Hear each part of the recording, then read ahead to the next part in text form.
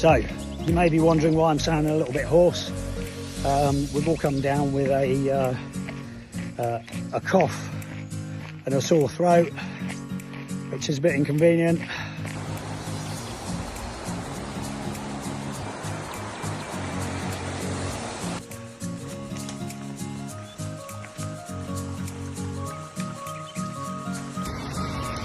Hi guys, right, it's day 26.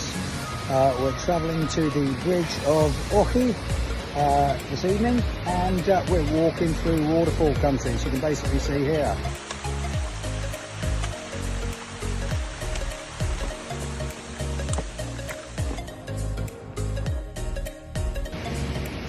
So the trails are quite gnarly that we're going along.